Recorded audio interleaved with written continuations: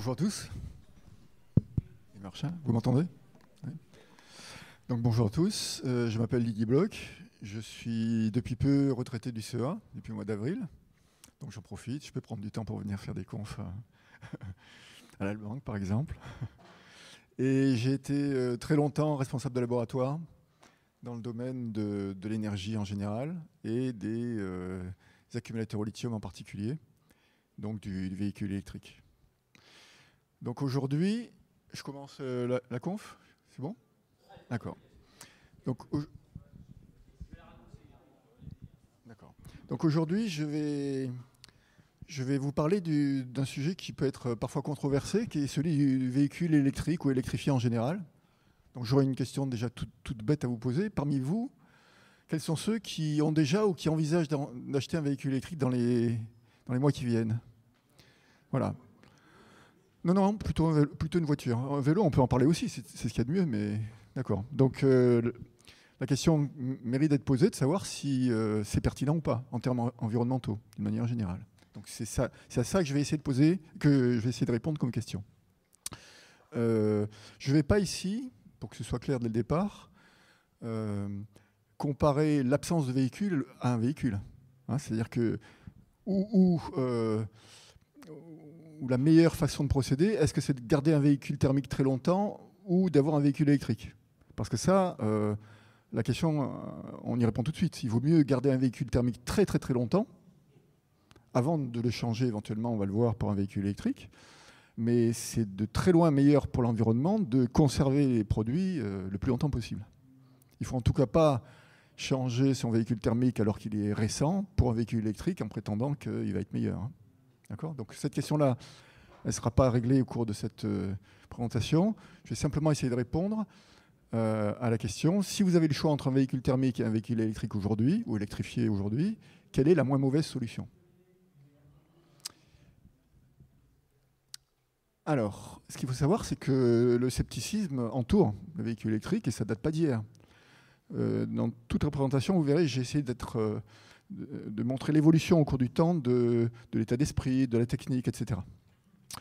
Donc, par exemple, en février 2018, donc ça commence à faire, il y a 6 ans, Libération, qui n'est pas un journal particulièrement dans l'infox, qui, selon une étude de l'ADEME, un véhicule électrique produit autant de CO2 qu'un véhicule diesel. 1er septembre 2020, 2 ans plus tard, dans Reporter, non, la voiture électrique n'est pas écologique. Un point fait consensus, puis ça fait consensus, il n'y a plus à discuter.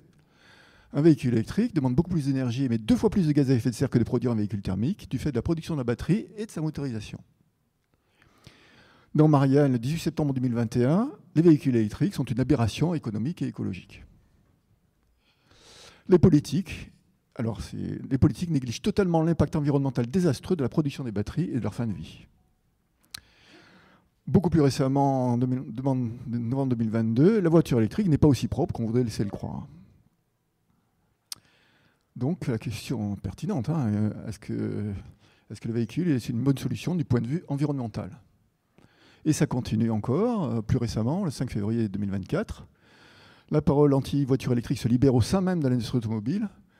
Derrière l'unanimité de façade favorable à la transition vers le véhicule électrique, des pans entiers de l'industrie automobile, parmi les constructeurs allemands, mais pas seulement, n'ont jamais cessé de contester le processus engagé l'épée dans le rein à l'initiative de l'Union européenne. Alors, pas nécessairement pour des raisons environnementales. Hein. L'interdiction de commercialiser des moteurs thermiques à compter de 2035 n'est plus une donnée intangible, alors que dans la loi française, en principe, c'est fini. Suppression, vous l'avez entendu certainement, des subventions gouvernementales en Allemagne sur l'achat des véhicules électriques, qui a fait chuter très très rapidement le marché. On en parle en France. Carlos Tavares, directeur de Stellantis, ne fait pas mystère de son peu d'appétence pour la voiture.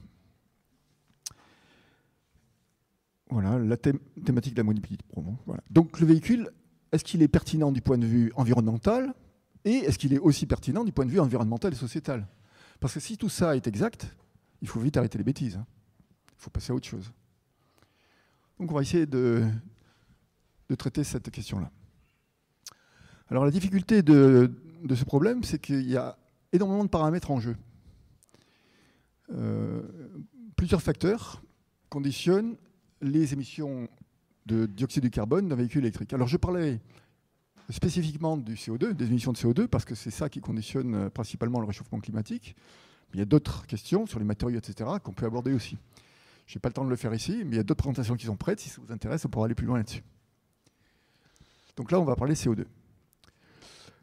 Donc parmi les paramètres, il y a le contenu CO2 de l'électricité utilisée pour recharger le véhicule. Quand vous aurez acheté un véhicule électrique, il va falloir le recharger. Si vous le rechargez en Allemagne, ce ne sera pas du tout les mêmes émissions CO2 que si vous le rechargez en France. Parce que le mix énergétique, le mix électrique allemand est 10 fois plus élevé, enfin, en termes de CO2 qu'en France. Il y a le contenu carbone de l'électricité utilisé pour la fabrication de la batterie. Donc avant la fabrication du véhicule. Il y a la taille de la batterie. Selon que vous achetez une Zoé qui embarque une batterie de 50 kWh ou une Tesla qui peut embarquer une batterie de 90 kWh voire plus, eh bien, le contenu carbone de la batterie ne sera pas le même, de façon évidente. Il y a la consommation d'énergie du véhicule. Est-ce que c'est 12 ou 15 kWh au 100 km, voire plus, voire 25. Il y a les performances de la batterie. Il y a la durée de vie de la batterie.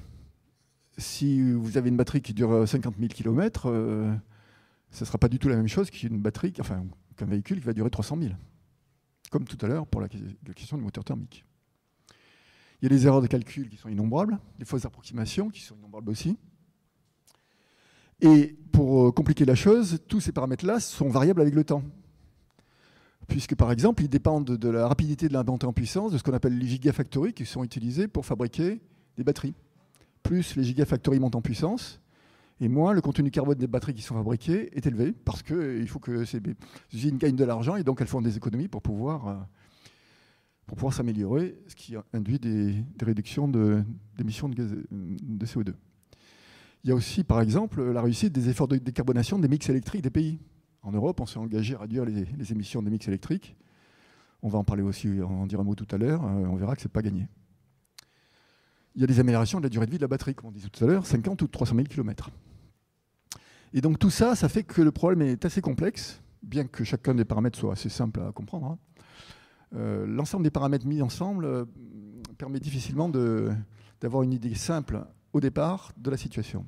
Donc on va essayer de simplifier les choses. Alors comment est-ce qu'on peut y voir plus clair? Déjà, une chose qui est claire, c'est qu'il faut qu'on considère le problème depuis les matériaux à la base. Comment est-ce qu'on fabrique les matériaux? Quelles sont les émissions de CO2 au niveau des matériaux constitutifs du véhicule, de la batterie, jusqu'à la fin de vie, après le recyclage. Donc, au niveau de la production, de la phase d'utilisation et du recyclage. Si on ne traite pas l'ensemble du problème, on n'a répondu qu'à la moitié, donc on a mal répondu. Et d'une manière générale, comme vous allez le voir, les véhicules électriques émettent plutôt moins de CO2 au roulage que les équivalents thermiques, en termes de CO2 au kilomètre parcouru. Mais ce qui est exact aussi, et on va le voir aussi, c'est que la fabrication de la batterie émet, en tout cas jusqu'à aujourd'hui, plus de CO2 que la fabrication d'un véhicule à moteur thermique. Donc quelque part, on commence à se dire, il y a bien un moment où il y a un équilibre qui se joue. C'est-à-dire, il y a bien un moment où on va permettre, un véhicule électrique va émettre, à partir d'un certain kilométrage, moins de CO2 qu'un véhicule à moteur thermique. Donc la question qu'on va résoudre ici, c'est au bout de quel kilométrage un véhicule électrique rembourse-t-il sa dette CO2? Est-ce que c'est au bout de 10 000 km, auquel cas ça ne vaudra absolument pas le coup d'avoir un véhicule thermique, un véhicule électrique? Est-ce que c'est 60 000 km, auquel cas peut-être, pourquoi pas, mais il faut se poser la question parce que ce n'est pas évident. Est-ce que c'est 120 000 ou plus? On va voir. Alors pour ça, j'ai repris une étude, pour que ce soit plus clair pour tout le monde, j'ai pris une étude qui a été faite il y a pas mal de temps, il y a 6 ans maintenant, par Volkswagen, ou plutôt par un sous-traitant, enfin, par une société conseil au service de Volkswagen, pour comparer à l'époque, en 2018 ou 2019 je crois, les émissions d'une Golf diesel à une Golf électrique. C'était les premières Golf électriques qui étaient fabriquées. Et Volkswagen s'est légitimement posé la question, est-ce que finalement ça vaut le coup de fabriquer un véhicule électrique par rapport à un véhicule à moteur thermique? Et donc ce qu'on voit ici, c'est que la Golf diesel est en orange et la Golf électrique est en jaune clair, on va dire. Et là, ce qu'on voit, c'est les émissions de CO2 au cours de la durée de vie du véhicule en fonction du kilométrage. Donc avant le 0, kilomètre 0, c'est la fabrication du véhicule et de la batterie ou du véhicule à moteur thermique. De 0 à 200 000 km, c'est le véhicule en tant que tel aux phases de roulage. Et puis ensuite, c'est le recyclage. Donc on a bien toute la durée de vie. Et ce qu'on voit en première approximation sur ces courbes-là, c'est que ce n'est pas si évident que ça.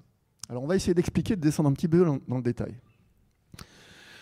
Donc cette étude date du 24 avril 2019. La batterie, à l'époque, était fabriquée en Asie. Et c'était une petite batterie, 36 kWh. Aujourd'hui, n'importe quel Zoé embarque 50 kWh au moins. À l'époque, premier véhicule électrique, vous vous souvenez que la Zoé, à cette époque-là, embarquait, première version en 2013, c'était 22 kWh. Hein, donc on voit qu'on était... Après, elle passait à 40, puis maintenant, elle était à 50. Donc pour cette étude-là, la batterie de la Golf faisait 36 kWh, elle était fabriquée en Asie. Et le mix électrique qui a été utilisé pour faire l'étude, c'est le mix électrique allemand. Normal, puisque c'était une étude qui était commandée par le Volkswagen. Et le mix électrique allemand, c'est 428 grammes de CO2 au kilomètre. Est-ce que vous savez quelles sont les émissions du mix électrique français? Personne? 61 grammes. D'accord? Donc déjà, le mix électrique allemand plombe les trucs. Et ça, c'est pendant la phase de roulage. Donc voilà. Donc Golf TDI, au bilan, en orange, 140 grammes de CO2 au kilomètre sur toute la durée de vie, si on ramène au kilomètre.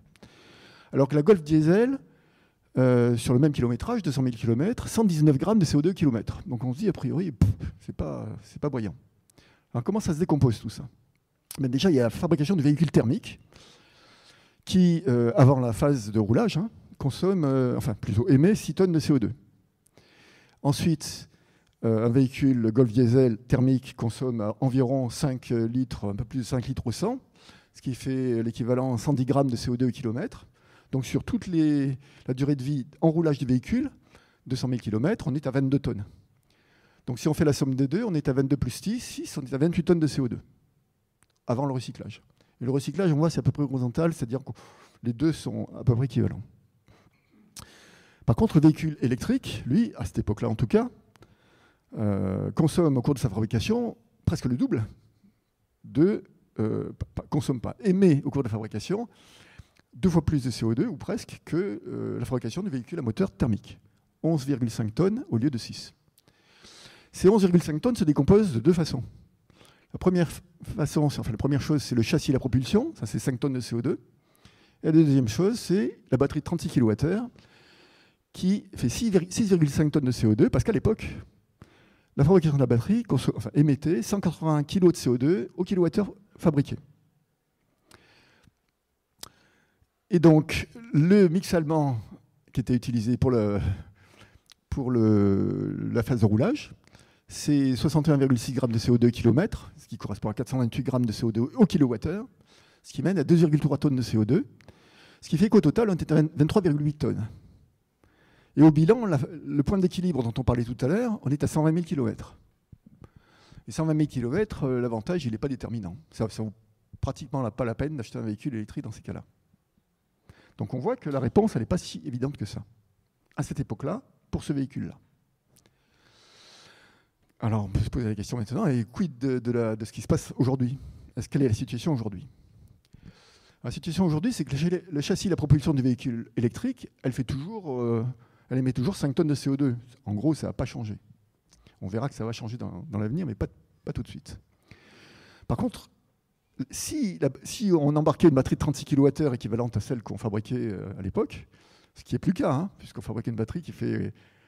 Une Golf, maintenant, elle embarque 60 kWh. Mais bon, avec 36 kWh, pour comparer les choses, on voit qu'aujourd'hui, on n'est plus à 180 kg de CO2 au kilowattheure produit, on est à 100 kg de CO2 au kilowattheure produit. Les gigafactories, la mise en route des gigafactories a permis déjà de faire des économies énormes en termes d'émissions de CO2. Et donc aujourd'hui, on est à 3,6 tonnes de CO2 au lieu de 6,5. Et donc, au moment de la fabrication, le véhicule électrique n'émet plus 11,5 tonnes de CO2, mais 8,6. Au cours de la phase de roulage, ça n'a pas changé. Le mix électrique allemand, il n'a pas bougé d'un poil depuis quelques années. Donc c'est parallèle. En 2024, il n'a pas évolué dans le bon sens. Si et au bilan, on est à 20,9 tonnes de CO2 au lieu de 23,8. Et tout d'un coup, on voit l'influence de la pente de la courbe orange sur le résultat.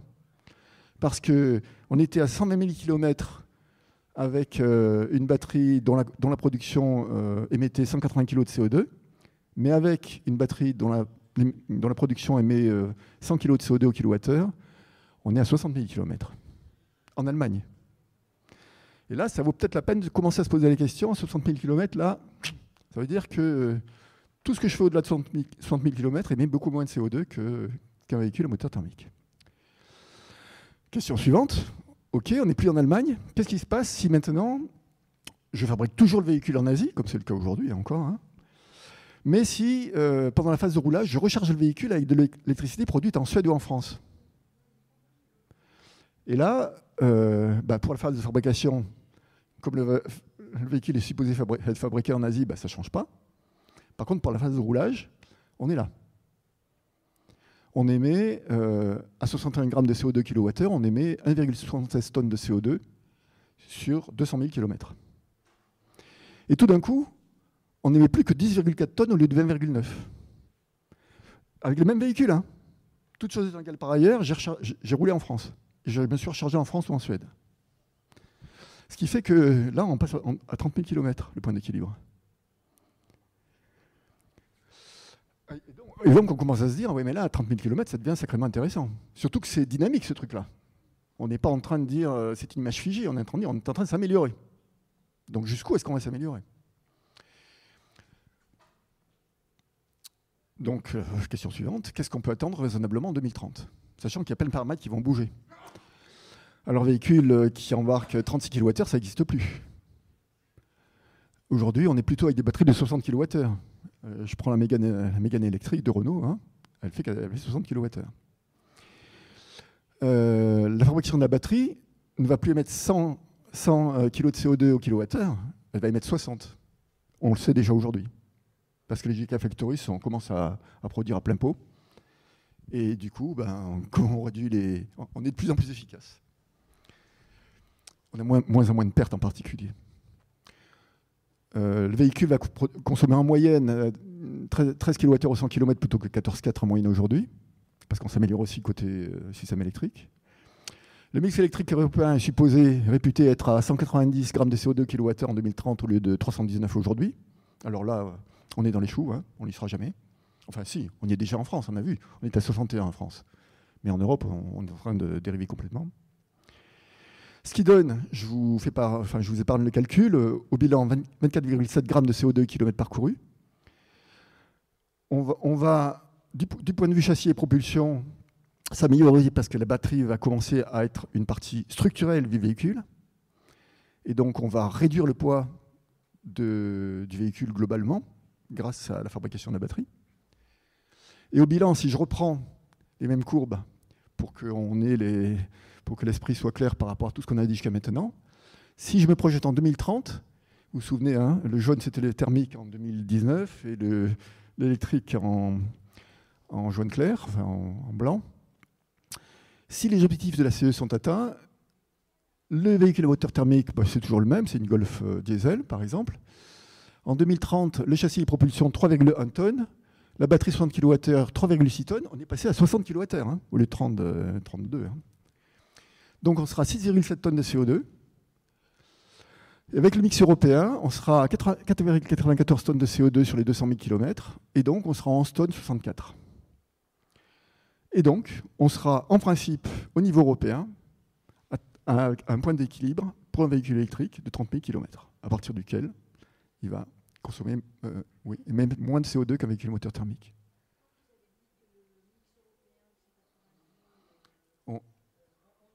Notez le truc, mais je vais répondre tout à l'heure. Si je dois répondre en une phrase, c'est que la Russie a coupé le gaz à l'Allemagne qui se remet au charbon. Le charbon, c'est 1000 grammes de CO2 kWh, c'est paumé. Voilà. Par contre, si on prend le mix électrique Suède ou France en 2030, qui n'a aucune raison d'être différent d'aujourd'hui, qu'est-ce que ça donne? On a 6,7 tonnes de CO2, 1,76 tonnes comme tout à l'heure, et on est à moins de 20 000 km. Puisque la fabrication consomme émet moins de CO2 qu'avant. Si maintenant on fabrique la batterie et le véhicule en France, on va encore améliorer tout ça. On sera probablement, enfin, à la fin de l'année, quand Stellantis commencera à fabriquer les premières batteries, on devrait être aux environs d'un point d'équilibre de 10 000 km. C'est-à-dire à 10 000 km, un véhicule électrique va émettre moins de CO2 qu'un véhicule à moteur thermique. Et ensuite, la différence est énorme. Hein. On la voit ici. Donc, là, comme je le disais à l'instant, les résultats seront encore meilleurs lorsque la batterie sera fabriquée en France, fin de cette année en principe. Donc, en termes de critères CO2, j'insiste, hein, c'est que le critère CO2 à ce stade, le développement du véhicule électrique permet de manière critique, énorme, s'il y a un truc à faire, c'est ça, de réduire les émissions de CO2. Les émissions de CO2 dans le transport, c'est 30% d'émissions en France, en gros, 29%. Si on veut... le levier principal, c'est le transport. Et dans le transport, le levier principal, c'est le véhicule électrique. Électrifié, hein, électrique ou hybride, rechargeable, un truc comme ça. On vient de voir aussi que si les objectifs de réduction des émissions de gaz à effet de serre du mix européen sont atteints. Ils ne le seront pas. Ça, c'est mon sentiment, mais je suis à peu près sûr de ne pas me gourer. Pour la raison qu'on a évoquée tout à l'heure. Et là, on pourrait dire, ben voilà, ça y est, on a fini la présentation, et puis il n'y a plus rien à dire, et puis peut-être ça vous a convaincu ou pas d'acheter un véhicule électrique, ou électrifié en général. Mais l'histoire ne s'arrête pas là. Alors si ça vous intéresse, on peut aller plus loin. Alors l'histoire ne s'arrête pas là, pourquoi ? Pourquoi ? Parce qu'il y a une bonne surprise. C'est celle de la durée de vie des batteries. Alors, il y a 8 ans, moi je travaillais dans ce domaine-là, hein, donc je considérais certainement à tort, puisque l'avenir m'a donné tort, que j'étais un expert, entre guillemets. Et en tant qu'expert, je me disais, bon, dans un téléphone mobile, on en a tous, hein, la durée de vie d'une batterie, c'est de l'ordre de 200, 300 cycles. En durée de vie de l'appareil, ça fait le double, ça fait 2 ans, 3 ans. Dans un véhicule, il y a parfois des dizaines et des dizaines de cellules unitaires batteries en série parallèle. Ça sera plutôt moins bon qu'une cellule unitaire dans un téléphone mobile. Donc si on arrive à faire 200 ou 300 cycles, ça sera bien le diable. Mais ça ne veut pas dire qu'à l'époque, je ne me disais pas qu'il fallait travailler dessus. Je me disais qu'il fallait améliorer les choses. Ce dont je ne me doutais pas, c'était la vitesse à laquelle ça allait s'améliorer. Alors, il y a encore 5 ans, c'est ce que je disais à l'instant, les experts optimistes, j'estimais que j'en étais, tablaient sur une durée de vie des batteries dans les véhicules de l'ordre de 4 à 500 cycles. Je disais 2h300. Mais 4 à 500 cycles, si prenons une Zoé, 50 kWh embarqués, 400 km d'autonomie sur un cycle complet, 400 cycles, ça fait 4 fois 400 km, 160 000 km. Donc les constructeurs qui ont lancé ça, se sont dit, bon, très bien, on va lancer ça, et puis la durée de vie du véhicule, ce sera de cet ordre-là, 150-160 000 km, et puis le consommateur aura qu'à être content, quoi. Mais c'était short, c'était couteau sous la gorge, et puis ric-rac. C'est d'ailleurs pour cette raison-là que Renault, qui voulait rassurer le consommateur, vous vous en souviendrez, louait la batterie en même temps que les premiers modèles de la Zoé. Il l'a louée parce qu'il disait, si elle casse sa pipe, je vous la remplace gratuitement. Parce qu'ils n'étaient pas sûrs de la durée de vie. Peut-être certains d'entre vous s'en souviendront. Aujourd'hui, c'est fini, hein, on la loupe. On verra pourquoi. Or, les résultats de terrain s'accumulent, que ce soit pour les Tesla, mais les Zoé, c'est pareil. Les Zoé qui ont été vendus à partir de 2013, hein, c'est pareil. Et alors, on voit pas très bien sur ce cours, mais je vais vous l'expliquer. En fait, c'est l'évolution de la capacité de la batterie par rapport à la capacité initiale, 100%, au cours du kilométrage. Donc, on voit que la courbe descend. Mais au bout de 200 000 miles, alors 200 000 miles au bout du truc, c'est 300 000 km. Hein. Au bout de 300 000 km, on est encore au-dessus de 90% de la capacité. 80-90% de la capacité. Aujourd'hui, c'est plus de 90, 92 aujourd'hui. Alors, voilà. De surcroît, il est tout à fait raisonnable d'espérer, on a déjà ces résultats-là en laboratoire, donc ça va sortir pour les véhicules. Il est tout à fait raisonnable d'espérer que des batteries de bonne qualité, qui seront bien utilisées, bien gérées thermiquement, bien gérées électroniquement, permettront à terme, c'est-à-dire avant 2030, hein, d'atteindre les 3000 cycles, les 2000 cycles. Alors 2000 cycles, ça fait combien en kilomètres ? On disait par cycle, si on a 50 kWh embarqués, ça fait 400 km. 400 km fois 200 000 cycles, ça fait 800 000 bornes. Aujourd'hui, un véhicule électrique, et d'ailleurs c'est déjà le cas pour certaines Tesla par exemple, est capable, d'avoir 800 000 bornes, sans problème. Et ça, c'est une... expérimentalement, c'est ce qui se passe tous les jours aujourd'hui. Les retours d'expérience, pas autre que. 800 000 km, ça veut dire que si je fais 13 000 km par an comme un consommateur moyen européen ou français, ça fait 63 ans. 63 ans à 13 000 km par an. Alors ça commence à poser des problèmes. Parce que qu'est-ce qu'on va faire de 800 000 km? Pourquoi? Parce que les fabricants de véhicules et de batteries commencent à s'en apercevoir. Et ils disent, oh là là, on va plus vendre de batteries, on va plus vendre de véhicules. Et ça les embête beaucoup, on les comprend. Et puis, en tant que consommateur final, je peux ou je peux ne pas avoir envie de garder un véhicule toute ma vie. C'est très très bon pour la planète, hein. Très très bon. Il n'y a rien de meilleur de garder un véhicule toute sa vie. Comme pour un véhicule à moteur thermique d'ailleurs. Sauf que parfois, on a peut-être aussi envie de changer, possiblement. Ces résultats sont critiques du point de vue environnemental, hein. Je pense qu'on en a tous conscience ici, hein, aujourd'hui. Mais pas seulement. Ils sont aussi critiques du point de vue environnemental, économique et sociétal. Parce qu'un véhicule qu'on va regarder 50 ans, ou 40 ans, ou 30 ans, le coût au kilomètre parcouru va être infiniment moindre que celui d'un véhicule qu'on garde que 15 ans. Aujourd'hui, on peut dire que ceux qui ont acheté un véhicule Tesla en 2012 ou 2013 qui valait très très cher ont fait un investissement rentable par rapport à un véhicule de moyenne gamme qu'on aurait acheté en France. Alors, comment on fait pour résoudre le problème? Là, on a un gros problème, qui est un problème finalement de marketing. Alors, on n'est pas là pour ça aujourd'hui, mais c'est quand même utile de le poser, de mettre le doigt dessus, de dire comment est-ce qu'on peut résoudre ce truc-là. Parce qu'on a là potentiellement sous le coude un outil qui va permettre de pulvériser des performances en termes environnementaux, mais qui va être accepté par peu de gens. Par nous peut-être, mais pas par beaucoup de gens. Comment est-ce qu'on peut faire pour résoudre le problème et mettre tout le monde d'accord?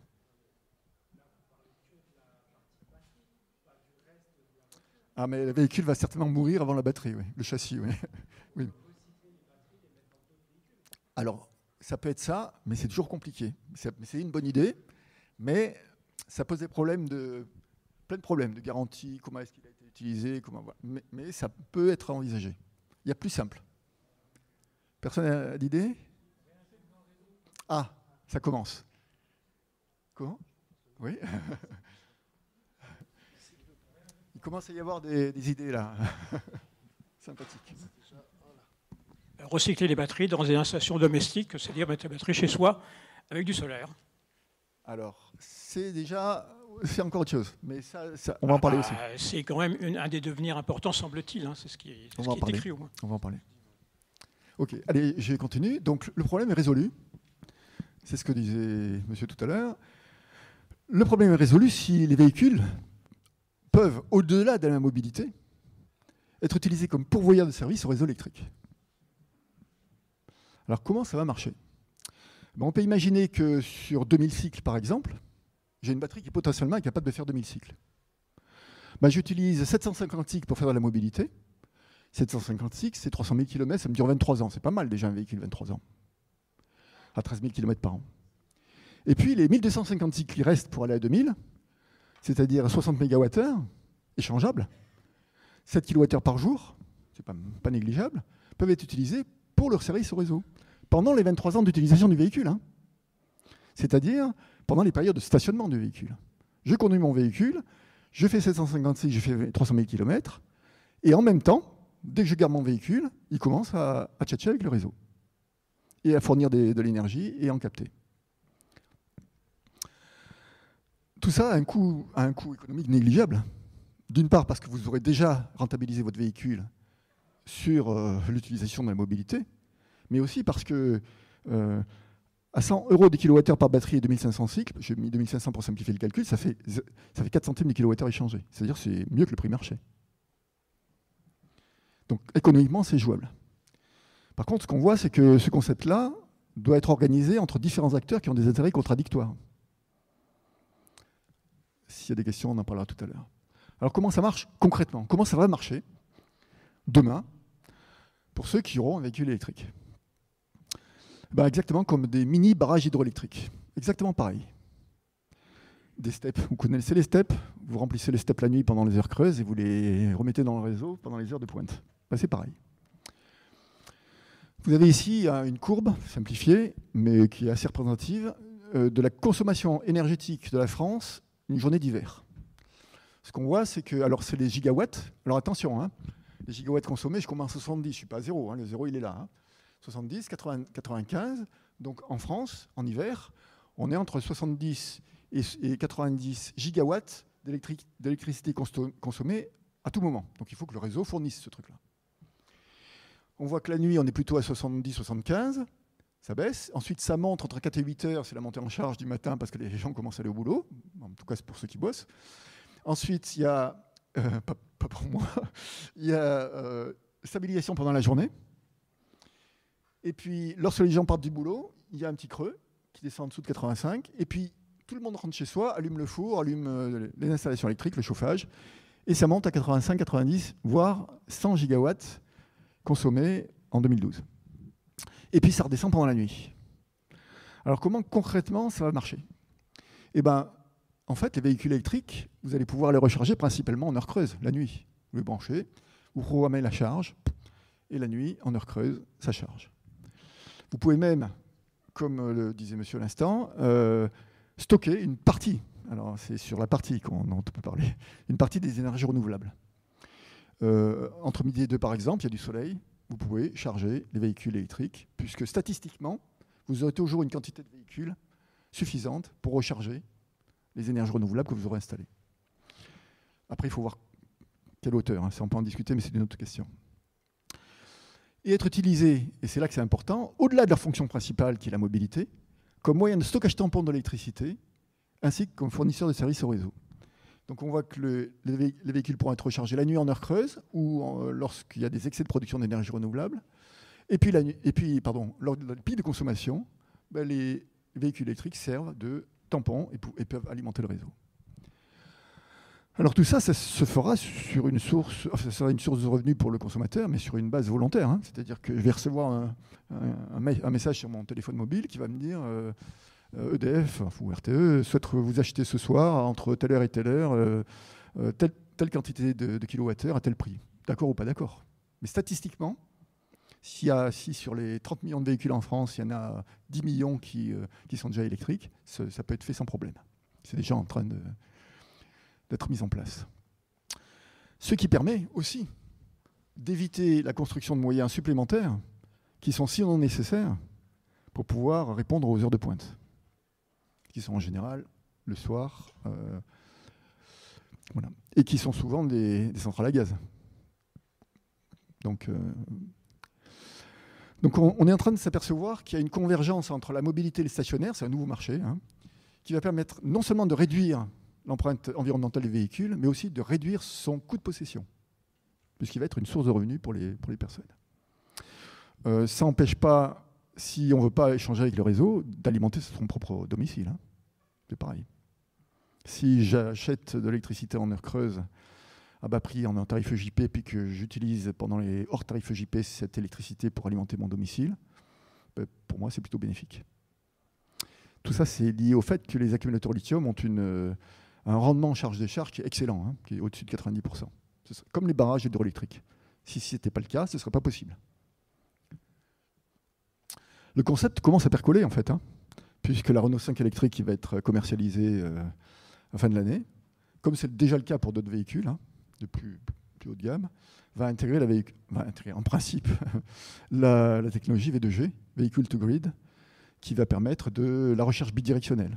L'électricité pourra circuler dans les deux sens, du réseau au véhicule, du véhicule au réseau. Donc c'est plus qu'un rêve. Hein. C'est une réalité qui commence à balbutier, à se mettre en place, et qui probablement, si le scénario se confirme, être généralisé d'ici une dizaine d'années ou une quinzaine d'années. Alors qu'est-ce qui pourrait modifier ce scénario? Parce que là, j'ai dressé un paysage, tout va, idyllique, tout ça, tout va bien, mais il y a quand même des paramètres qui peuvent modifier ce scénario-là et tourner vinaigre. Ben, il y a un risque élevé que l'objectif de 190 grammes de CO2, comme on le disait tout à l'heure, de CO2 en 2030 ne sera pas atteint en Europe, hein, sauf en France et en Suède où il est déjà atteint depuis longtemps. Aujourd'hui, pour répondre à la question de tout à l'heure, les émissions en Allemagne, elles ne sont pas en train de descendre, hein, contrairement à tout ce qu'on nous dit, elles sont en train d'augmenter. Parce qu'ils sont en train de faire appel au charbon. Ils ont ouvert 12 centrales à charbon. Hein. Et oui. Parce qu'ils ont besoin de pilotables, comme tout le monde. Donc, quand ils ont fermé les centrales nucléaires, ils ont ouvert le charbon. C'est aussi bête que ça. Qu'on soit pour ou contre le nucléaire, hein, rien à voir. Mais quand on ferme du nucléaire, on est obligé d'ouvrir le charbon. C'est comme ça. Surtout quand on n'a plus de gaz. Il y a un accroissement de la taille standard des batteries, dont on est tous témoins. On parlait de 32 kWh en 2019. Aujourd'hui, 50, 60. Demain, ce sera 80 ou 100 peut-être. Hein. Et ce n'est pas une bonne chose, parce qu'on va embarquer une tonne de batterie dans un véhicule qui va embarquer un gars de 80 kg. Ça n'a pas de sens. Donc là, on voit qu'on atteint les limites de la raison. Mais bon. Le risque est plus réduit que l'objectif de 60 kg de CO2 kWh pour la fabrication de la batterie pourrait ne pas être atteint. Du fait de la part de plus en plus grande prise par les matériaux, mais ce risque-là est en train d'être réduit à néant. Mon sentiment, il est là. Donc, je vais vous donner une conclusion qui est mon sentiment personnel, qui n'engage que moi, hein, qui n'engage personne, ni le CEA, ni personne. Mais on est en train de vivre une révolution. On ne s'en aperçoit pas encore, mais c'est le cas. On est en train de vivre une révolution complète, dans le transport en tout cas. Parce que ce que je dis pour les véhicules électriques particuliers, ça va s'étendre aux bus, aux cars, voire au transport maritime. Au transport lourd, voire au transport maritime. C'est en train d'être exploré. Et pour une fois, si on s'y prend bien, si on s'y prend mal, ça va partir en sucette, mais si on s'y prend bien, ça peut être bénéfique à tout le monde. À l'environnement, aux consommateurs, aux industriels, à tout le monde. Il faut coordonner tout ça, ce qui n'est pas le cas aujourd'hui. Mais cette révolution-là, elle n'a pas du tout été anticipée en Europe. Hein. Mais alors, on y va avec 5 ans de retard, 10 ans de retard sur les Chinois, qui, eux, ont anticipé le truc, et qui, il suffit d'aller à Pékin pour le voir. Hein. En 10 minutes, vous avez compris comment ça se passe. L'électrification. Comment ? Pourquoi ce n'est pas anticipé ? J'ai une présentation là-dessus, complète, si vous voulez, mais c'est un autre débat. En 2 mots, c'est compliqué à expliquer parce que c'est historique et c'est lié au fait que... ouais, mais si on s'engage là-dessus, c'est très long à expliquer, mais en même temps...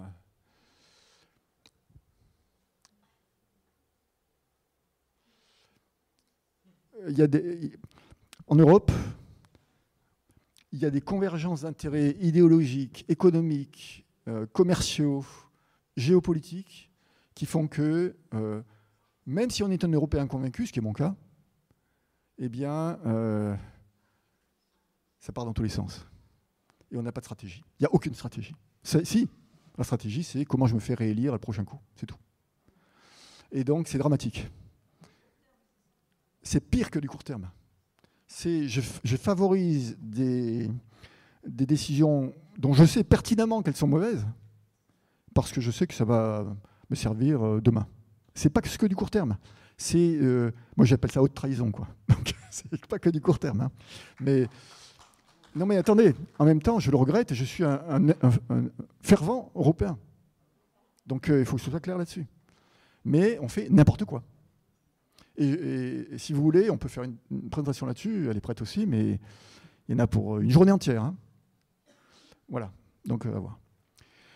L'électrification du transport, pour revenir à nos moutons, va permettre de réduire considérablement la consommation d'énergie fossile. Hein, quand on est sauf si on fait de l'électricité avec du charbon. Hein. Mais je parle en France, là, du coup. Les émissions de CO2, la consommation d'énergie finale, et va simultanément permettre, si on s'y prend bien, de contribuer à la réindustrialisation de la France. Donc on peut discuter. Hein. On peut dire non, c'est pas bien, ou oui, c'est bien, mais ça va y contribuer. Et de consolider la souveraineté énergétique, parce qu'il faut bien alimenter ces véhicules et fabriquer ces batteries. Alors, on s'en est rendu compte aussi complètement en retard hein, en France. Il y a seulement 3 ans, 2 ans, qu'on a commencé à percuter, que le gouvernement a commencé à percuter. Les gigafactories en France, Stellantis, Total a décidé en 2019 de faire une gigafactory. 2019. Aujourd'hui, les Chinois, c'est 99% du marché mondial. Les industriels asiatiques visionnaires ont pris 15 ans d'avance. L'Europe doit impérativement rattraper son retard et se révéler capable de fabriquer des batteries à l'état de l'art. Si on perd l'industrie automobile, tous les rêves de décroissance vont être exaucés. Hein. Bien ou pas bien. Et on peut être sûr que la France s'effondre. On peut le souhaiter ou pas, la question n'est pas là, mais on s'effondre. C'est instantané. Il n'y a plus d'industrie si on perd l'industrie automobile. Il faut choisir. Donc la survie de l'industrie automobile est en jeu, clairement. Hein, parce qu'une batterie, c'est le cœur du véhicule. Vous ne savez pas fabriquer la batterie, vous ne fabriquez plus le véhicule. Et ça, on s'en est rendu compte il y a 3 ans seulement, quoi, 4 ans seulement. Grâce à l'ancien haut-commissaire de l'énergie atomique qui s'appelait Yves Bréchet, je tiens à dire son nom ici, qui a convaincu Pouyanné de mettre des sous là-dessus. Et pas qu'un peu, c'est 15 milliards d'euros. Hein. Il dit si on ne fait pas, c'est pas compliqué. Et on peut être, contre Total, c'est légitime, mais il faut aussi avoir le courage de dire je mets 15 milliards d'euros, bénéfice annuel complet, hein, qui passe là-dedans. La durée de vie des batteries, bien plus importante qu'anticipée, va aussi permettre de contribuer à relâcher les contraintes, en termes économiques, mais en termes environnementaux aussi, et de déployer le V2G. V2G, Vehicle to Grid. Et la France, grâce à son mix électrique décarboné, là aussi, est l'un des pays les mieux placés dans le monde. Et ça, il faut qu'on s'en rende compte. On a un pays dans lequel le mix électrique émet 61 grammes de CO2 kWh. On est leader mondial, avec la Suède. Alors soit on dit c'est pas bien, on fait comme les Allemands. Et aujourd'hui, je vous invite à regarder une application qui s'appelle Electricity Map. Electricity Maps vous donne les émissions de CO2, c'est gratuit. Vous téléphone mobile, Google, Electricity Maps, vous cliquez dessus, et vous avez en temps réel les émissions de CO2 de tous les pays dans le monde. La France est toujours verte, l'Allemagne est toujours noire ou marron. Et c'est eux qui, pendant 20 ans, nous ont expliqué ce qu'il fallait faire pour réduire les émissions de CO2. Là aussi, hein, pour quelle raison on posait tout à l'heure? Parce que l'Allemagne avait la main sur l'Europe. Et comme l'Allemagne ne voulait pas que la France ait un avantage concurrentiel décisif, ils ont sapé tout ce qu'on pouvait faire et essayé de nous imposer leur modèle à eux, qui n'est pas un bon modèle, et ils le savent. Alors la question, c'est pourquoi ils ont choisi délibérément un modèle dont ils savaient pertinemment qu'il n'était pas bon. Je l'explique dans une autre présentation. Il n'y a pas de complot là-dedans. Hein. Ce n'est pas une histoire de complot. Je ne suis pas complotiste. Ce n'est pas une question de complot, c'est une question d'intérêt. Intérêts croisés, géopolitiques, commerciaux, industriels. Il reste également impératif, pour aussi répondre à une question tout à l'heure sur le recyclage, de conserver sur le sol français des batteries des véhicules en fin de vie, afin de les recycler, mais dans 20 ans maintenant. C'est plus dans 5 ans, là. Le véhicule électrique, il va durer 20 ans. Donc, il va falloir les recycler dans 20 ans. Et il faut les garder ici. Aujourd'hui, la Chine impose aux constructeurs, impose aux distributeurs qui distribuent les marques chinoises en France ou en Europe de retourner les véhicules en Chine à la fin de la vie. Parce qu'ils veulent recycler les batteries, hein, eux-mêmes. Ils disent, il y a du cobalt, du nickel, on recycle nous. Hein, pour avoir la mine sur place plutôt qu'en Europe. Voilà, merci.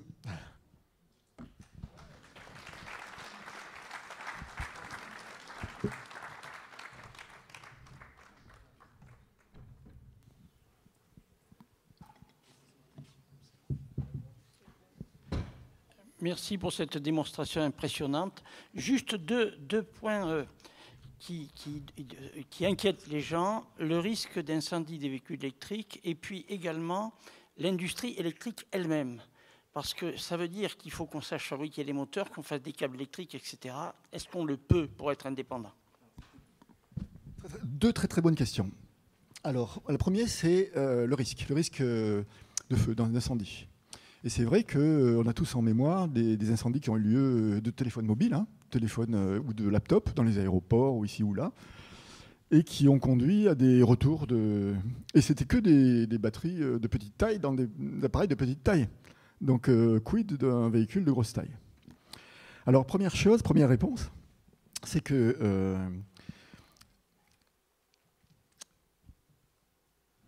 Sony, qui a fabriqué les premières batteries lithium, s'est déjà cogné à ce problème-là. Ils ont commencé à fabriquer en 92, donc il y a 30 ans, quoi.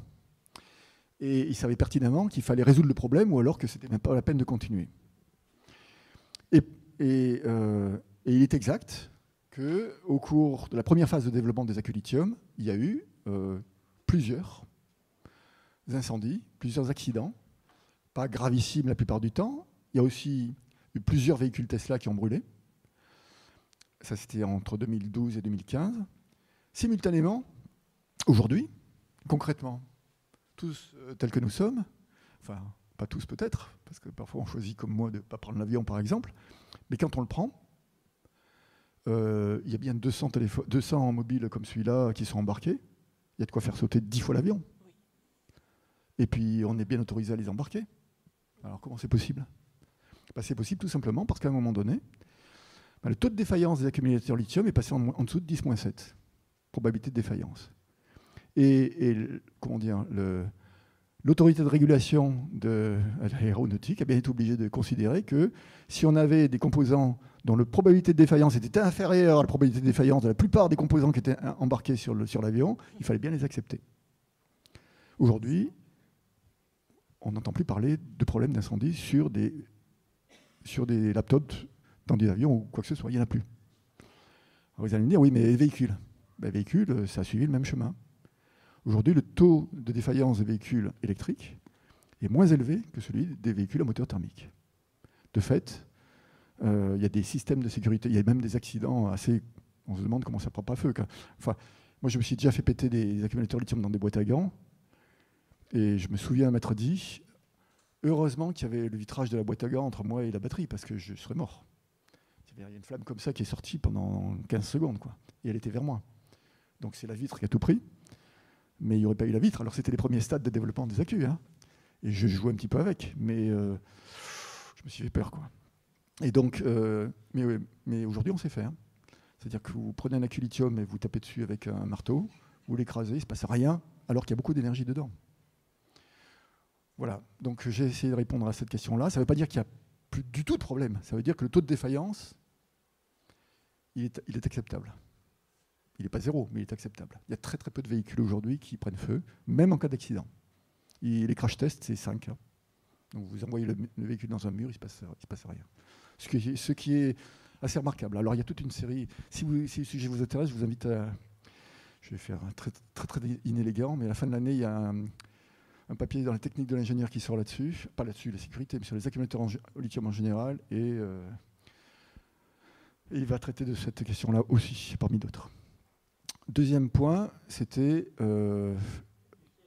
l'industrie électrique. Alors, en France, on a la chance, enfin, si c'est la France où on a la chance, on sait faire. Ce qu'on ne sait pas faire, c'est les batteries aujourd'hui. Mais le moteur, tout ce qui va autour, on sait faire. L'électronique, on sait faire.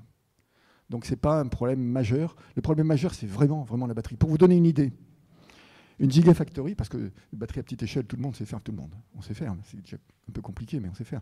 Mais une gigafactory, c'est 35 gigawattheures par an. 35 gigawattheures par an, on ne se rend pas compte de ce que ça veut dire. Mais prenons un accumulateur de la taille comme ça, hein, un peu plus gros que ceux qu'on a dans les laptops, les trucs comme ça. Ça, c'est 25 accumulateurs par seconde, 7 jours sur 7, 24 heures sur 24, 365 jours par an. Chaque seconde où on parle, il y a cette quantité-là d'accumulateurs, 25, qui tombent dans la marmite. Et avec zéro défaut. C'est-à-dire qu'il faut qu'ils soient tous exactement identiques. C'est ça la difficulté. C'est un problème industriel pour fabriquer des accumulateurs qui soient tous exactement identiques. Sinon, le taux de déchets est très élevé, parce qu'on ne peut pas assembler entre eux des accumulateurs qui ne se ressemblent pas. Il faut qu'ils soient tous des clones. Et la difficulté d'une gigafactory, elle est principalement là. Donc c'est vraiment un problème industriel. Et au départ, les gigafactories, et c'est d'ailleurs pour ça qu'on s'améliore en termes de CO2 émis, avaient des taux de défaillance colossaux, de 30% de défaillance, enfin de chute. C'est-à-dire qu'on était obligé de mettre de côté 30% des accumulateurs qui ne servaient à rien et recycler tout ça pour pouvoir les remettre dans la boucle. Aujourd'hui, on a descendu à moins de 10%. Enfin, total, là, ils vont essuyer les plâtres. Hein. Au début, nécessairement, ils vont essuyer les plâtres. Donc, ils vont avoir aussi 30%, puis ils vont essayer de les réduire. Donc, voilà, le problème, il est plus fabrication de la batterie que fabrication des moteurs et des trucs comme ça. Au-delà des matériaux, hein, des problèmes matériaux qui sont réels. Mais... Oui. Bonjour. Dans les premiers graphiques que vous avez montrés, le coût CO2 donc, des véhicules, c'était assez clair, mais vous vous arrêtez à la fin, en fin de vie. Mais le coût CO2 de ce qui reste de l'épave, des batteries, etc., pourquoi on ne l'intègre pas non plus dans le coût CO2 du Alors, véhicule? il est intégré. Par contre, on voit qu'il n'est pas majeur, si je reviens là-dessus. Il n'est pas déterminant par rapport aux autres coûts. C'est-à-dire qu'aujourd'hui, même en 2019, on savait déjà, mais aujourd'hui, on confirme, on va dire, qu'on sait voilà.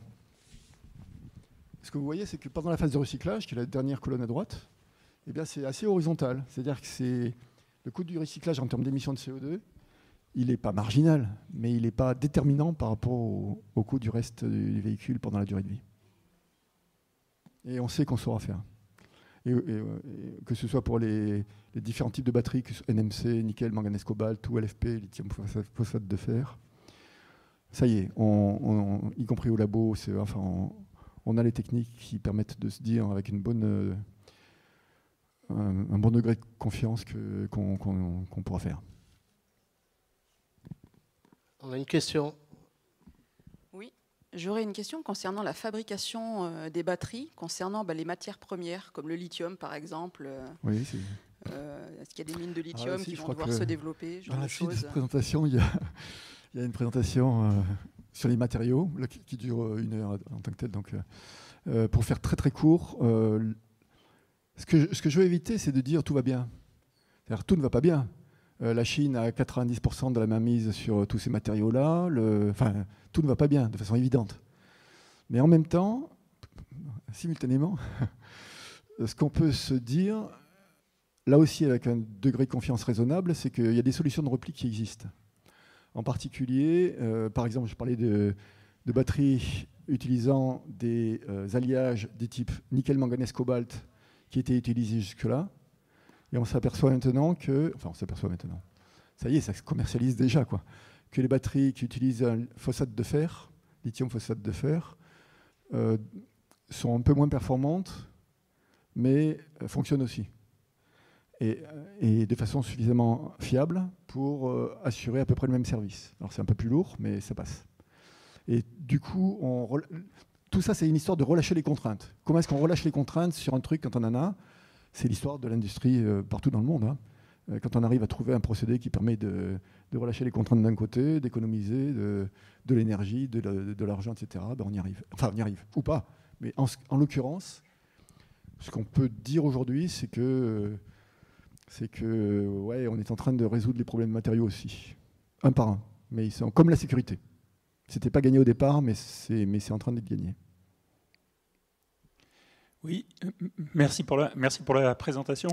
Ma question est du même ordre sur l'empreinte matériaux, au-delà des matériaux alternatifs pour les batteries.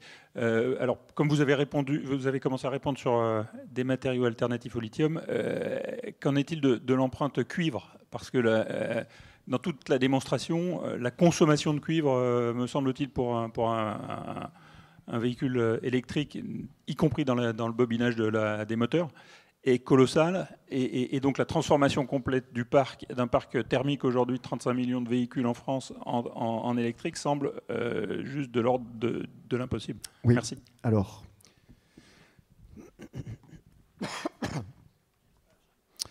je vais être violent et iconoclaste.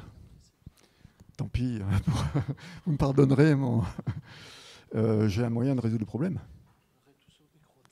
Vous arrêtez de faire des éoliennes et vous avez 2 fois la quantité de cuivre nécessaire pour faire les moteurs thermiques, pour faire les moteurs électriques des voitures, hein, largement. Donc c'est toujours une question de choix et de contraintes qu'on libère. Après, on peut ou on veut pas, ou on ne veut pas arrêter ou continuer tel ou tel truc, mais la solution, elle existe. Hein. C'est une question de choix.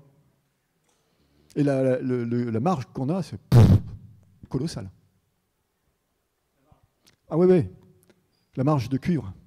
Du coup, on libère la contrainte de manière colossale. Puisque si vous arrêtez de faire des éoliennes, la quantité de cuivre dans les éoliennes, c'est colossal. Enfin, c'est monstrueux par rapport au... Il faut des moteurs pour les éoliennes, qui sont des gros moteurs. Infiniment plus gros que ceux qu'on met dans les véhicules électriques. Donc, faites le calcul, vous verrez. La finalité n'est pas la même. C'est électrifier les usages. Comment électrifier les usages? Mais c'est un autre débat. Donc j'ai fait mon petit grognon là. C'est un autre débat. Si vous souhaitez, j'ai tous les éléments à vous fournir. Si ça vous intéresse, mais c'est une autre discussion qui peut avoir lieu dans un autre cadre. Oui, bonjour. Bonjour. Tout à l'heure, vous avez parlé d'autonomie ou d'indépendance, je ne sais plus quel était le mot. L'électricité en France est en grande partie produite par le nucléaire. Le nucléaire nécessite de l'uranium qui vient d'ailleurs. Oui. Donc, pour moi, ce n'est pas une autonomie oui. Ou une indépendance. Et en plus, personnellement, je suis contre le nucléaire parce qu'il y a des effets à très très très long terme qu'on, à mon avis, ne maîtrise pas. J'entends ce que vous dites, je le comprends, je l'admets. Vous avez certainement en partie raison. C'est pas la question d'aujourd'hui.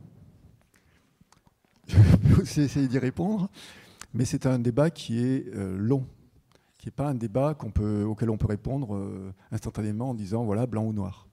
Donc chaque argument doit être pesé, mûri, réfléchi, et ensuite, avec tous les éléments nécessaires à disposition, chacun peut se faire sa propre opinion. Mais essayer de répondre comme ça, brut de trempe, à une question aussi complexe et aussi importante, c'est pas que je sais pas faire, mais aujourd'hui c'est pas possible. Bonjour. Je suis désolé. Bonjour. Est-ce que le réseau EDF va pouvoir tenir face à la montée en charge vis-à-vis des voitures électriques? Alors c'est également une très très bonne question. Tout à l'heure, sur le graphe, vous avez vu, les véhicules électriques sont chargés principalement la nuit, en heure creuse. Ça, c'est donc on a besoin de presque, enfin, s'il faut parler en termes de centrales nucléaires ou d'autres choses, il faut 2 centrales nucléaires en plus pour la totalité du parc. On n'y est pas. Pour la totalité, les 30 millions de véhicules du parc individuel. On est très très loin de ça. Donc 2 centrales nucléaires en plus. Où on peut faire le calcul avec 30 000 éoliennes, mais à condition qu'elles tournent. Il faut qu'elles tournent. Si elles ne tournent pas, c'est zéro. Oui. Bonjour. Moi, je voulais vous féliciter sur l'exposé. Je trouvais très clair Merci. Et très pertinent. Merci. Je suis un ensemble plutôt d'accord avec ce que vous dites. Je me permets d'apporter quelques précisions ou éclairages. On parlait du cuivre, du lithium. Alors, en fait, effectivement, il y a des inquiétudes sur tous ces matériaux, mais à cette différence près qu'avec le pétrole, on est dans une économie régénérative, c'est-à-dire qu'on peut recycler tous ces matériaux, c'est-à-dire qu'on les extrait, effectivement, on les prend du sol, mais ils ne sont pas perdus.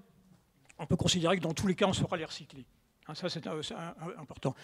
Après, sur la question du nucléaire, effectivement, on pose question. Alors moi, je ne vais pas non plus débattre là-dessus parce que c'est tout un autre sujet, mais je pose plus la question sur la question de la place du solaire dans tout ça. Quand on sait que, justement, vous vous référiez à l'ADEME, l'ADEME dit que le centrale nucléaire, c'est 6 grammes de CO2 par kilowattheure produit, et le solaire, c'est 30 à 40 grammes par kilowattheure produit. Donc là, il y a un anachronisme qui me dérange beaucoup, d'ailleurs, mais ce serait bien aussi de se poser des questions, effectivement, de la place du solaire dans tout ça, parce que moi, j'aurais plus du tout envie de recharger ma voiture, ce que je fais actuellement au solaire, si j'écoutais, si je prenais à la lettre ces chiffres. Oui, mais les chiffres que vous citez sont exacts. Après... je suis désolé de répondre à chaque fois un peu la même chose. Si ces débats vous intéressent, je suis à votre disposition, on peut l'instruire. Les éléments de discussion existent déjà. Ils ont été débattus, redébattus, archi-redébattus, en particulier au cours du débat qui a eu lieu l'année dernière sur la souveraineté énergétique de la France au Parlement. Et je vous invite à regarder quelques vidéos qui ne sont pas piquées des verres. Et puis, encore une fois, je suis à votre disposition, mais trancher dans le vif sur une question aussi compliquée, elle n'est pas compliquée en soi, mais comme il y a, comme tout à l'heure, beaucoup de paramètres à digérer, à traiter, à savoir aussi deviner quels sont les mécanismes en jeu. Pourquoi, par exemple, on s'est fait enfumer par l'Allemagne depuis 20 ans avec un modèle qui ne tient pas un instant la route, dont Angela Merkel, qui a décidé de ce modèle-là, savait pertinemment elle-même, parce qu'elle était compétente et lucide, qu'il ne tenait pas la route. Pourquoi est-ce qu'elle a décidé ça?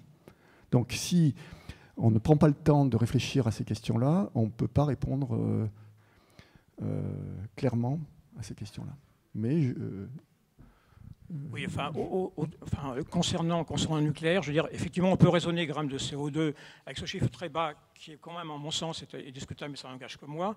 Mais par ailleurs, je veux dire qu'il y a un autre bilan beaucoup plus extra concernant l'empreinte environnementale globale, le bilan matière, etc., qu'il faudrait effectivement bien mettre sur la table.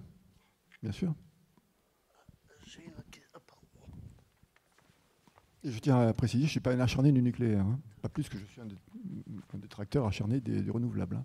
Simplement, quels sont les faits scientifiques? Sur quelle base scientifique est-ce qu'on peut traiter un problème? Pas une base idéologique ou une base partisane a priori. On peut être convaincu et ensuite défendre son truc, mais il faut des éléments scientifiques, sinon ça ne repose sur rien. Et il faut comprendre quels sont les mécanismes en jeu pour éviter de se faire manipuler comme des marionnettes. Il faut savoir que, pour reprendre l'exemple de l'Allemagne s'est aperçue le 23 février 2022 que ça faisait 20 ans qu'elle se faisait rouler dans la farine par la Russie, qui lui avait promis de faire d'elle la reine de l'Europe en lui vendant un gaz bon marché. Et tout d'un coup, la Russie coupe le gaz et dit maintenant, vous faites ce que je vous dis de faire. Et l'Allemagne avait imposé son modèle-là, tout le monde. Et tout le monde avait dit oui, oui, oui. Donc là, on commence à se dire à quoi on a échappé. Merci Poutine, quoi. Une petite question, s'il vous plaît. Très simple, mais très pratique. En campagne, on peut charger, se décharger en fonction des besoins. En ville, comment ça va se passer? C'est une très très bonne question aussi. En fait, la question de fond, c'est est-ce que le véhicule électrique, c'est un véhicule de riche, quoi, pour gosses de riches? C'est comme un peu souvent, malheureusement, c'est-à-dire que c'est d'abord ceux qui peuvent se l'offrir qui se l'offrent. Et ensuite, c'est tout le monde. Alors, il n'y a pas de problème de fond. On sait, attendez, il y a des lampadaires partout dans la rue, notamment en France. L'électricité, elle arrive partout. Dans le moindre petit village du fin fond de la France, elle arrive. Donc, vous vous souvenez peut-être, moi, quand j'étais gamin, le marché le samedi matin, il y avait... tout le monde arrivait avec son groupe électrogène de secours, et ça faisait tout, puis ça puait, tout ça. Donc le poissonnier qui vendait son poisson, il était calaminé au mazout, quoi. Mais aujourd'hui, ils arrivent, ils se branchent, et puis ça fait plus de bruit, c'est un moteur électrique. Pourquoi? Parce que EDF a installé, ou RTE, ou Enedis, a installé 10 prises électriques sur lesquelles chaque commerçant peut se brancher en une demi-seconde. C'est quand même pas compliqué de brancher 10 prises de courant sur n'importe quelle place de marché sur laquelle les véhicules peuvent se charger. Après, ça dépend de la vitesse. Hein. Je ne parle pas de charge rapide. Je parle de charge 7 kW ou 22 kW. Ça, on sait faire. Et c'est une demi-journée de travail. Hein. C'est pas plus. Hein. Tout le monde. Les industriels français savent faire ça. Donc après, c'est une question de vitesse de déploiement. Il y a 5 ans, il y avait 50 000 bornes de recharge. On est dépassé les 100 000. On sera certainement à 150 000 dans les mois qui viennent. Mais voilà, quoi. Donc la question de fond, là aussi, c'est que chez moi, je me recharge à 20 centimes du kilowattheure plein tarif, enfin même 3 centimes maintenant. Alors que sur la voirie, je me recharge plutôt à 37. Pas bon, quoi. Donc c'est encore les pauvres qui vont payer pour les riches. Ah ben ça dépend. Pour les charges rapides, c'est encore beaucoup plus cher que ça. Ah bon? Ah oui, ça, si on est au-delà de la charge, c'est nouveau ça. Ah ben moi quand je me recharge...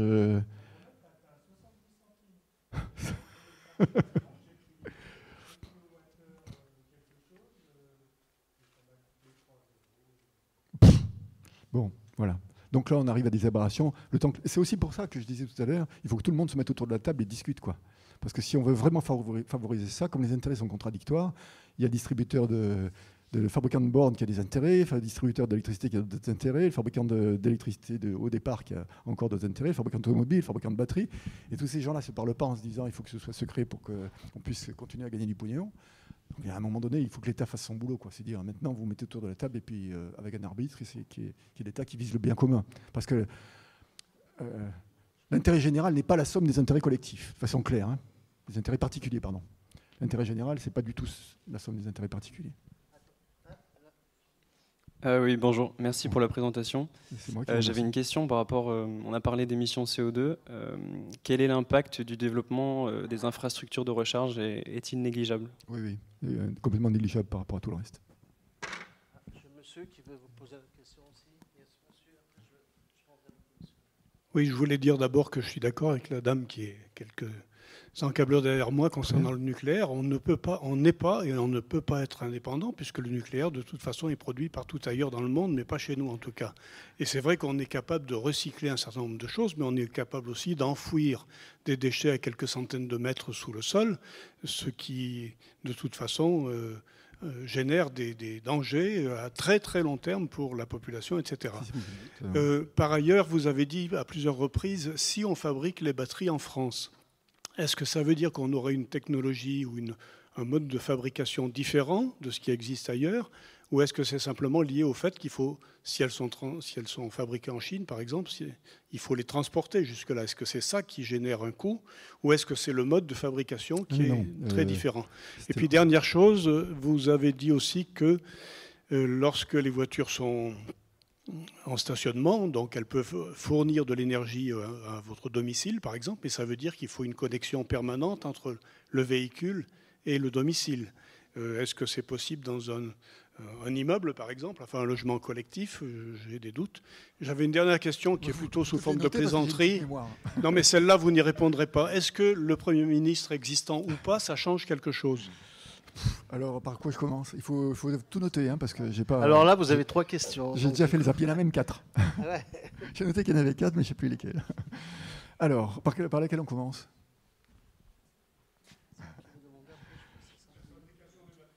La fabrication des batteries. Alors, en fait, c'est fabriquer les batteries en France, hein, avec des technologies françaises. Par contre, ces technologies seront les mêmes que celles qui sont utilisées en Chine aujourd'hui, pour une raison toute bête. C'est que quand il faut fabriquer, comme je vous disais, avec des rythmes auxquels je vous indiquais tout à l'heure qu'il fallait fabriquer, à des cadences de production qui sont colossales, puisque le besoin il est colossal, eh bien, vous n'avez pas le temps d'avoir la technologie d'avant, hein, la technologie d'après. Il faut déjà savoir fabriquer ce qu'on sait faire aujourd'hui, puis plus tard, on va se dire comment est-ce qu'on fait le coup d'après. Mais là, c'est pas possible de perdre du temps à essayer d'imaginer ce qui va se faire après. On y réfléchit aussi, mais ça va tellement vite et que, encore une fois, il faut rattraper 15 ans de retard. Et se dire, je pars de zéro, mais je vais faire le coup d'après, il va falloir 15 ans pour faire le coup d'après. Et dans 15 ans, tout sera joué. On n'a plus le temps de faire. Malheureusement, le prix à payer pour les erreurs qu'on a commises, c'est qu'il faut rattraper le temps perdu très très vite. Très très très vite. Et donc, il faut faire avec ce qu'on sait faire. Heureusement, en France, on a eu la chance, mais inouïe, de garder une société qui s'appelle la Saft, Société des accumulateurs français de ferroviaire et de traction, qui a été vendue par appartement à droite et à gauche pendant des années, puis qui a été rachetée par Total en mai 2016. Une question géopolitique par rapport à la Chine. Ça pourrait mal tourner entre les États-Unis et la Chine sans qu'il y ait nécessairement une guerre mondiale. Quid des USA? Vous n'avez pas du tout parlé. Quelle est leur stratégie? Est-ce qu'ils vont faire comme nous? Est-ce qu'ils vont nous doubler? Est-ce que c'est des concurrents aussi dangereux que les Chinois? Dans quel domaine? Des batteries, bien entendu. Les batteries font comme nous. Ils avaient aussi du retard. Et ils se mettent aussi à faire des gigafactories comme tout le monde. Sauf que, alors quand je dis du retard, ils ont à une exception près. C'est que la première gigafactory dans le monde a été faite dans le Nevada par l'entreprise Tesla. Donc, ils ont du retard en général, mais pas, le pourcent dont je parlais tout à l'heure, puisque je disais 99% de fabrication, c'est en Chine, le pourcent qui reste, c'est Tesla. Rien qu'avec quelques gigafactories. Hein. Mais ils sont comme nous, en retard, sur un peu moins que nous, puisqu'ils ont eu Tesla en 2018. Oui, vous idéalisez bien la voiture électrique, mais l'aviation, est-ce que vous pensez qu'on décollera avec des batteries? Alors là, je vais vous donner mon sentiment perso, qui engage que moi. La réponse est non. Non, parce que densité d'énergie des batteries, même si elle double, ce qui paraît peu probable parce qu'elle a déjà doublé d'une part, et puis d'autre part, le tableau de Mendeleïev, il est ce qu'il est, quoi, hein. On ne peut pas faire un couple électrochimique avec... Bon, la réponse est non. Mon sentiment, c'est que c'est non.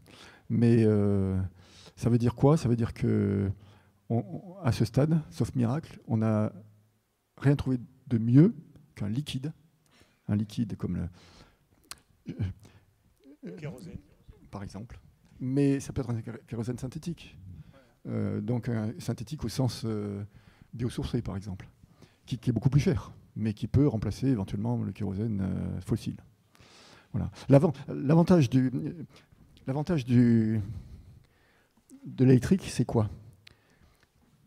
Est-ce que vous savez combien il y a d'énergie dans 1 litre d'essence? Ça donne les ordres de grandeur. 10 kWh. 10 kWh dans 1 litre d'essence. 1 kilo. Oui, à peu près. Ouais. C'est l'ordre de grandeur, hein. C'est pas 10% près, mais c'est 11 pour le diesel. 10 kWh. Et donc, quand j'ai une bagnole qui fait 5 litres 100, c'est pas beaucoup, hein, 5 litres 100, je consomme 50 kWh. 5 fois 10 litres 100. 5 fois 10 kWh. C'est clair? Oui? Je fais 100 km avec une bagnole qui consomme 5 litres 100. Ces 100 km vont donc consommer en termes d'énergie finale, contenue dans le pétrole, hein, contenu dans le pétrole que je mets dans la voiture, 5 fois 5 litres 100, 10 kWh, 50 kWh. Clair? Bon. Donc 50 kWh, on le garde en tête. Maintenant, combien consomme un véhicule électrique, selon vous? 15. Alors je vais vous dire, moi je me suis acheté une Mégane parce que j'ai fait un caprice de gosse de riche. Enfin non, pas de gosse de riche, d'ingénieur. Et j'ai dit là, pourquoi un véhicule électrique réduit-il la consommation d'énergie finale? Finale, c'est celle qu'on consomme, hein, au compteur, qu'on paye au compteur. Et donc, vous vous souvenez quand on a dit 15 kWh au 100 km, mais même 15 kWh au 100 km, il faut les comparer à 50. Puisqu'on disait, pour un véhicule thermique, on consomme 5 litres 100 fois 10 kWh par litre, ça fait 50 kWh. Donc quand on dit 15 kWh pour un véhicule électrique, eh ben on est déjà 3 fois mieux qu'un véhicule, enfin à peu près, qu'un véhicule thermique, hein, en termes d'énergie consommée. Ce qui fait, pourquoi? Parce que le véhicule électrique a un très très bon rendement. Parce que le moteur électrique a un rendement infiniment plus efficace que... Voilà. Donc je me suis amusé avec ma Mégane à voir jusqu'où est-ce qu'on pouvait aller. Et donc je dis, 1 litre d'essence contient 10 kWh, donc 5 litres au 100, ça fait 50 kWh. Et je me suis amusé à essayer de conduire comme un PP. PP, ça veut dire pas de climatisation, pas de vitre d'essuie-glace, température extérieure correcte, il ne fait pas trop froid, pas trop. Et sur le parcours Grenoble, Luce-la-Croix de Marseille. Donc ça descend bien et ça redescend bien. Alors à votre avis, c'est quoi mon record? J'ai les preuves, hein. J'ai les preuves, puisque entre Marseille et Grenoble, il y a... Ah merde, ça ne se voit pas là. 250. Je vous le dis, c'est 297 km. Alors, sur 297 km, quelle est la consommation moyenne que j'ai réussi à avoir? Moyenne, hein, en montant en Luce et en descendant après. Hein. Combien? 30 kWh au 100 km? 2 batteries. 12 3 batteries. Je ne sais pas si vous allez le voir, parce que apparemment la résolution n'est pas bonne. J'ai 9,8. Vous voyez 9,8 là? Moins de 10. Donc là, je suis par rapport à un véhicule thermique qui consomme 50 kWh, c'est-à-dire 5 litres au 100, ce qui n'est déjà pas beaucoup. Hein. D'habitude, c'est plus que ça, hein, sur Luce-la-Croix. Je consomme moins de 5 fois moins. C'est ça l'avantage du véhicule électrique, hein, c'est qu'il consomme rien par rapport à un véhicule thermique. Enfin, rien. Pas grand-chose. Accessoirement, ces 10 kWh au 100 km me coûtent 2 euros. 2 euros au 100 km. Ah, mais moi, avec ma Ion, je fais moins. Hein. Voilà. Donc, on voit que c'est un avantage. Par contre, pour l'aviation, malheureusement, on n'arrive pas à répondre à la question parce que la densité d'énergie des batteries n'est pas suffisante. Et donc, et c'est pareil avec l'hydrogène. Hein. Non, on n'y arrive pas. C'est pareil avec l'hydrogène. Et sur Maillon, il y a une prise CHAdeMO et cette prise CHAdeMO était réputée super intelligente pour dialoguer avec le réseau. Et je vois qu'en France, quand on est un développeur d'un réseau pour recharger des voitures, on n'a plus du tout l'obligation de mettre cette... Non, c'est plus du tout obligatoire. Et ça répond en partie avec la question qui était posée juste avant. C'est-à-dire qu'à partir du moment où on branche le véhicule, il est connecté à la maison ou il est connecté au réseau. Oui. Donc la question qui se pose de savoir comment je vais faire pour pouvoir... mais vous allez simplement le brancher, comme vous faites d'habitude quand vous rentrez chez vous. Pourquoi on abandonne ce CHAdeMO qui est intelligent pour mettre le CCS qui, lui, est juste capable de donner de l'énergie? Je ne sais pas répondre à la question. Je sais simplement que aujourd'hui, il y a des... Comment dire, des standards, des normes qui se mettent en place, et c'est toujours le plus fort qui va gagner. C'est vous qui répondez. Et qui va imposer sa norme à tout le monde.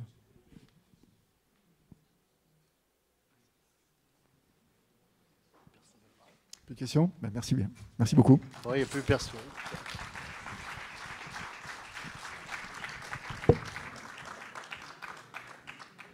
Non, c'est tout bon. Je reste à votre disposition. Mon adresse email, c'est didier.blog38@free.fr. Voilà. Ah, ben voilà, déjà,